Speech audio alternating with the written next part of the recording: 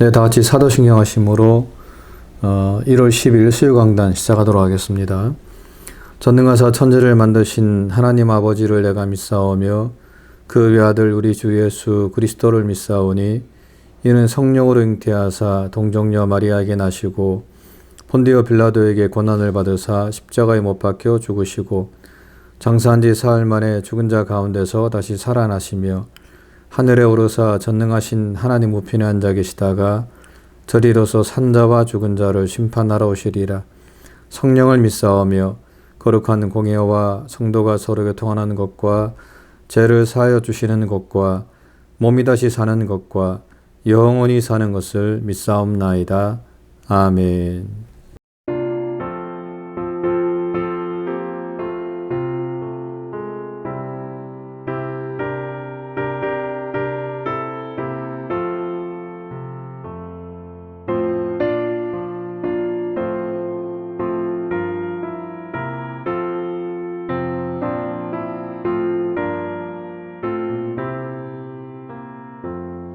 주 예수님 내 맘에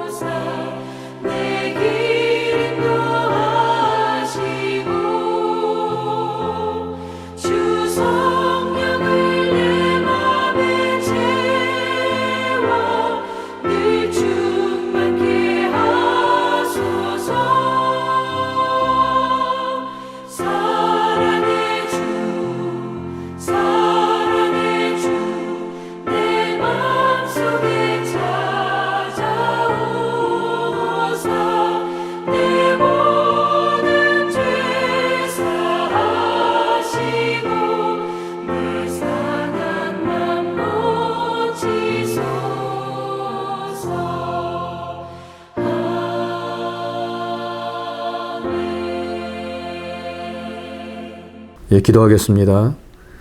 사랑과 은혜가 충만하신 하나님 아버지, 또 지난 3일도 저희를 지켜주시고 오늘도 수요강단을 통해서 하나님의 말씀으로 또 저희들의 삶을 돌아볼 수 있도록 은총을 베풀어 주심을 감사합니다. 하나님, 이 시간을 통해서 우리가 더욱더 하나님을 바라보게 도와주시고 오직 하나님만이 우리의 주인 되심을 고백하는 귀한 시간이 되게 도와주시옵소서. 특별히 이곳에 세워주신 은혜와 진리 장로교회를 주님께서 더욱더 붙들어 주셔서 건강한 교회로 세워지게 도와주옵시고 또한 성도들의 가정과 직장과 사업장 가운데도 함께해 주셔서 큰 어려움을 당하지 않도록 하나님께서 함께하여 주옵소서.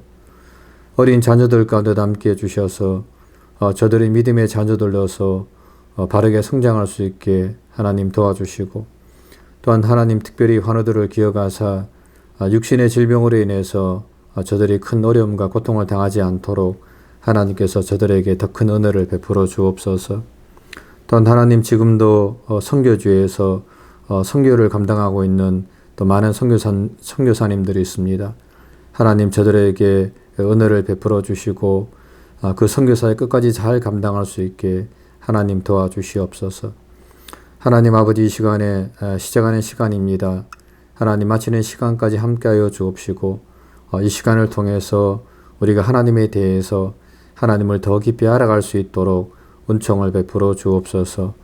마치는 시간까지 주님께서 함께하시길 원하옵고 사랑 많으신 예수님 이름으로 간절히 기도합니다. 아멘. 네, 말씀은 신명기 4장 23절부터 24절까지 말씀입니다. 너희는 스스로 삼가 너희의 하나님 여호와께서 너희와 세우신 언약을 잊지 말고 내 하나님 여호와께서 금하신 어떤 형상의 우상도 조각하지 말라.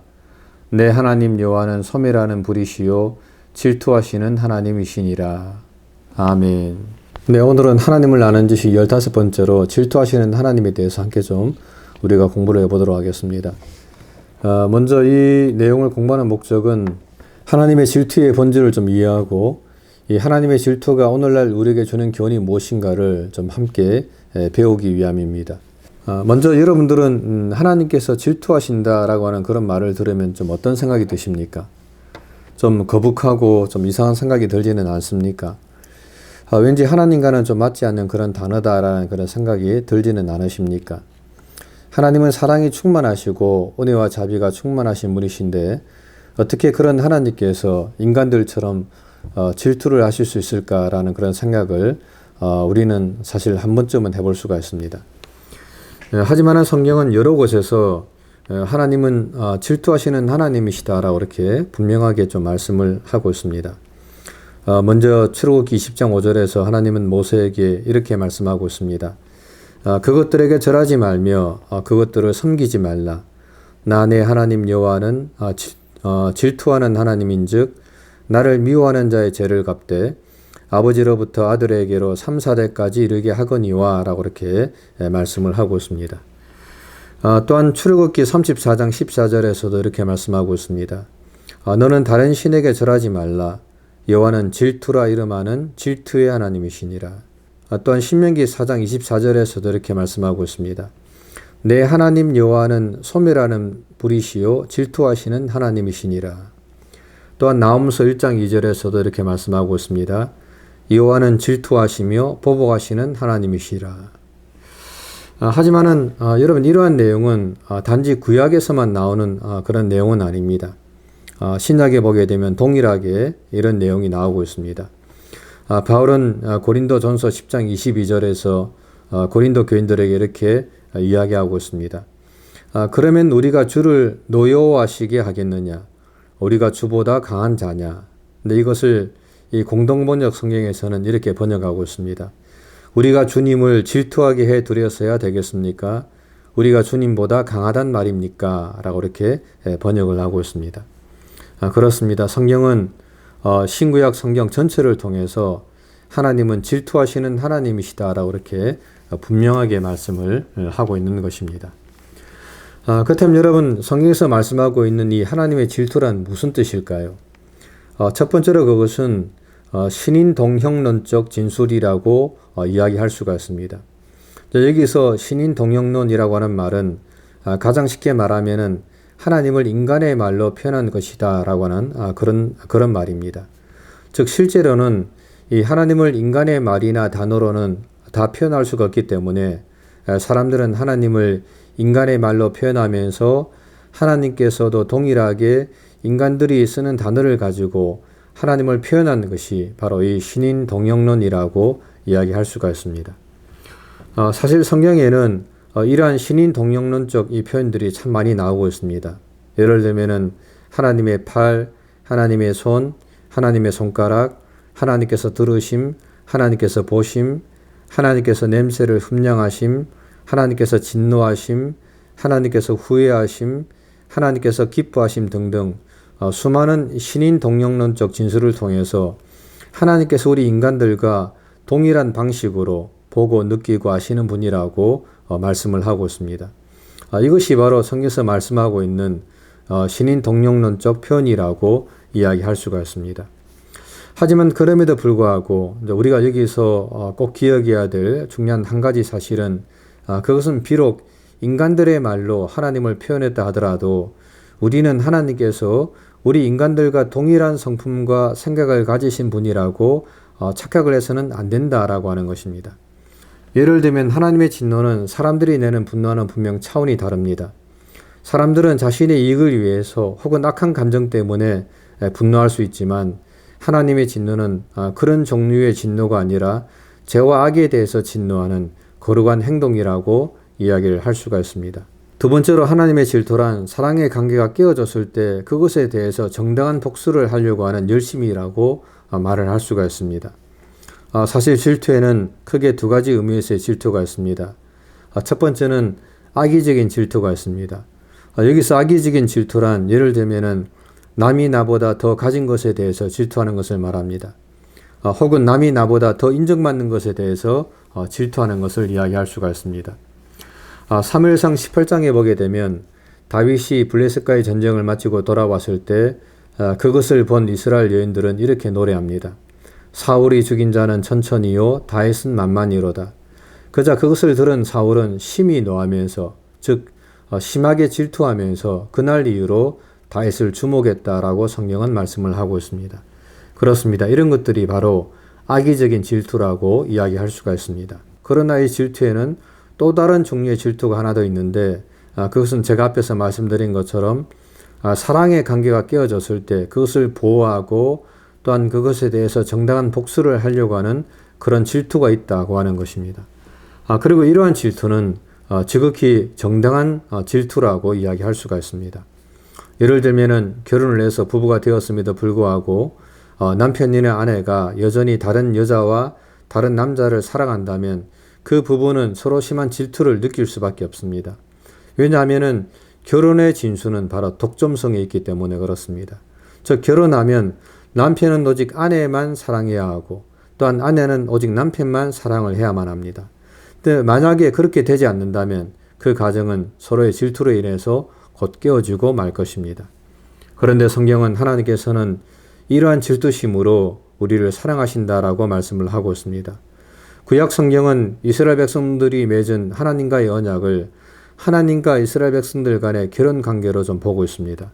다시 말하면 이스라엘 백성들이 우상을 숭배하고 강대국과 연합하며 하나님께 고의적으로 불순종하는 모든 것들을 하나님께서는 자신에 대한 영적 간음으로 보시면서 이스라엘 백성들을 향해서 질투하신다라고 성경은 말씀을 하고 있는 것입니다. 종교개혁자인 칼빈은 질투하시는 하나님에 대해서 이렇게 이야기했습니다. 하나님께서는 종종 우리에게 말씀하실 때 남편의 입장에서 말씀하신다. 하나님께서 참되고 신실한 남편의 모든 직무를 수행하신 것처럼 하나님은 우리에게도 사랑과 순결을 요구하시는 분이시다. 남편이 순전하고 순결할수록 자기 아내가 다른 남자에게 기울어지는 것을 볼 때 남편은 더 크게 상심하게 될 것이다. 그와 같이 진리 안에서 우리와 약혼하신 주님께서는 우리가 하나님의 거룩한 결혼의 순결성을 무시하고 혐오할 만한 정욕으로 자신을 더럽힐 때마다 가장 격렬한 질투를 느끼신다라고 칼빈은 이야기를 했습니다. 그렇습니다. 그러므로 이 말씀을 통해서 정말 우리는 하나님만을 사랑하는 그런 삶을 살아야 된다라고 하는 것입니다. 그렇다면 여러분, 이 하나님의 질투가 오늘날 우리에게 주는 교훈이 무엇입니까? 하나님의 질투는 우리가 하나님을 위하여 열심을 내야 한다라고 하는 것을 깨닫게 해줍니다. 여러분, 신앙생활을 잘하는 사람들의 한 가지 중요한 특징이 무엇인지 아십니까? 그것은 그들은 하나님을 향해서 열심히 특심하다라고 하는 것입니다. 그들은 오직 한 가지 일에만 관심을 가집니다. 그들은 그들이 살든지 죽든지, 그가 건강하든지 병들든지, 그가 부하든지 가난하든지 그런 것들에 대해서는 별로 상관하지 않습니다. 그런 것들에 대해서는 별로 관심이 없습니다. 그들이 가장 관심을 가지는 것은 오직 하나님을 기쁘시게 해드리는 것이고 또한 하나님의 영광을 드러내는 것입니다. 그것을 위해서라면 그들은 기꺼이 그들의 목숨도 내놓을 것입니다. 예수님께서는 누가복음에서 제자들에게 이렇게 말씀하셨습니다. 물은 내게 오는 자가 자기 부모와 처자와 형제와 자매와 및 자기 목숨까지 미워하지 아니하면 능히 나의 제자가 되지 못하고 누구든지 자기 십자가를 지고 나를 쫓지 않는 자는 능히 나의 제자가 되지 못하리라 라고 이렇게 말씀하셨습니다. 여기서 예수님께서는 예수님의 제자가 되기 위해서는 오직 주님만 바라봐야 된다라고 이렇게 말씀을 하고 있는 것입니다. 그리고 그것은 하나님도 마찬가지입니다. 하나님께서는 우리가 하나님의 다른 것에 열심을 내는 것을 보면 질투를 하시는 분이십니다. 그것이 가족이든 직장이든 자녀든 상관없이 하나님께서는 우리가 하나님 외에 다른 것에 마음이 빼앗기는 것을 결코 원하시는 분이 아니십니다. 하나님께서는 우리를 독점하기를 원하시는 분이시다라고 성경은 말씀을 하고 있습니다. 그러므로 우리는 정말 그 어떠한 것보다도 하나님께 가장 열심을 내는 그런 삶을 살아야만 합니다. 열왕기서에 나오는 엘리사 선지자는 하나님께 대해서 열심히 특심한 사람이었었습니다. 그는 하나님께 이렇게 이야기했습니다.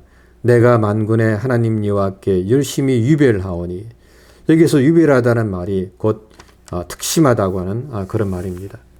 또한 민수기 25장에 보게 되면 비느하스가 가늠하는 남자 여자를 창으로 찔러 죽이는 그런 사건이 나옵니다.